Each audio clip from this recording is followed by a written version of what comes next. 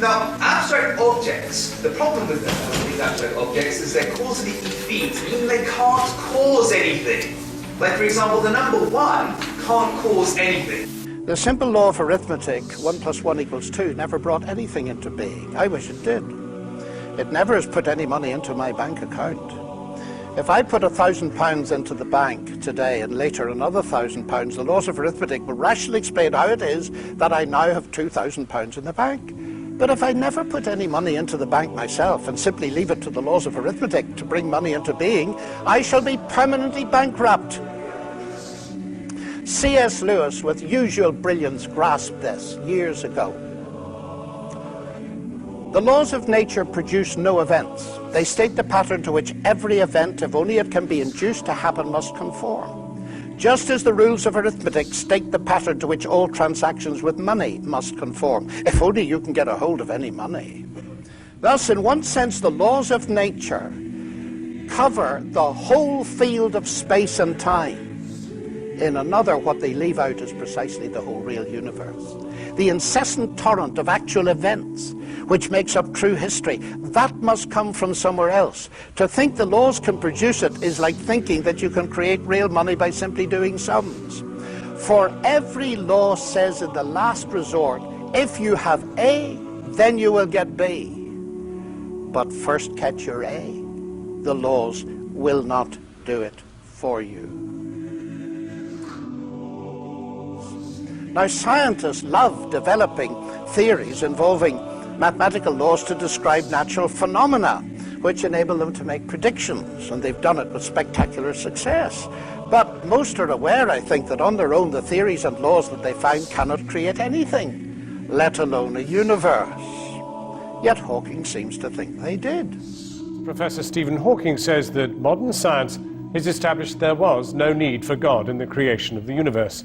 In a new book, Hawking suggests that a theoretical framework known as M-theory can explain how the Big Bang was an inevitable consequence of the laws of physics. According to him, it is the laws of physics, not the will of God, that provide the real explanation as to how the universe came into being. The Big Bang, he argues, was the inevitable consequence of these laws. I quote, "Because there is a law such as gravity, the universe can and will create itself from nothing." Now, a supernatural being, or God, is an agent who does something. Dismissing such an agent, Hawking ascribes creative power to physical law. But physical law is not an agent. Hawking, it seems to me, is making a classical category mistake by confusing two entirely different kinds of entity: physical law and personal agency. Our physical laws are a description, usually mathematical, of what normally happens under certain given conditions. This is surely obvious from the very first example that Hawking gives in his book. The sun rises in the east. But this law does not create the sun, nor the planet Earth with east and west. It is descriptive and predictive, but not creative.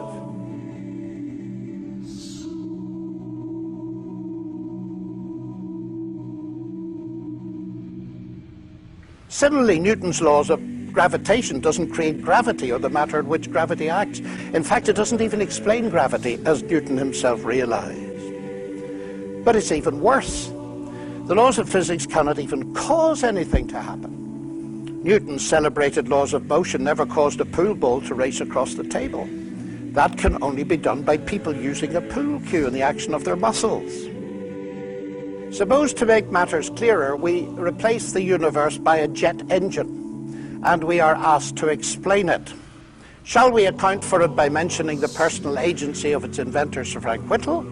Or shall we, following Hawking, dismiss personal agency and explain the jet engine by saying it arose naturally from physical law? Now, this would be absurd. It is obvious we need both levels of explanation in order to give a complete description. It is also obvious that the scientific explanation neither conflicts nor competes with the agent explanation. They complement one another. It is the same with explanations of the universe. God does not conflict or compete with the laws of physics as an explanation. God is actually the ground of all explanation, in the sense that he is the ultimate cause in the first place of there being a world for the laws of physics to describe. Now, there's more to this, because the laws of physics can explain how the jet engine works, but not how it came to exist in the first place. Jet engine needed the intelligence and creative engineering work of Whittle. Indeed, come to think of it, the laws of physics plus Frank Whittle could not actually produce a jet engine on their own. There also needed to be some material subject to those laws that could be worked on by Whittle. Matter, ladies and gentlemen, may be humble stuff, but it is not produced by laws. I submit to you that the world of strict naturalism, in which clever mathematical laws all by themselves bring the universe and life into existence, is pure science fiction. Pure science fiction. Pure science fiction. Now, Hawking here echoes Peter Atkins, a colleague at Oxford, a well-known atheist who believes that space-time generates its own dust in the process of its own self-assembly. Atkins dubs this the cosmic bootstrap principle, referring to the self-contradictory idea of a person lifting himself by pulling on his own bootlaces. Philosopher of religion Keith Ward is surely right to say that Atkins' view of the universe is as blatantly self-contradictory as the name he gives to it, pointing out that it is logically impossible for a cause to bring about some effect without already being in existence. Ward concludes, between the hypothesis of God and the hypothesis of a cosmic bootstrap, there's no competition, there's no competition, there's no competition. We were always right to think that persons or universes who seek to pull themselves up by their own bootstraps are forever doomed to failure. What perhaps all this goes to show is that nonsense remains nonsense even when talked by world-famous scientists. So the only alternative is an embodied mind, what theists call God. An embodied mind, immaterial, outside time and space.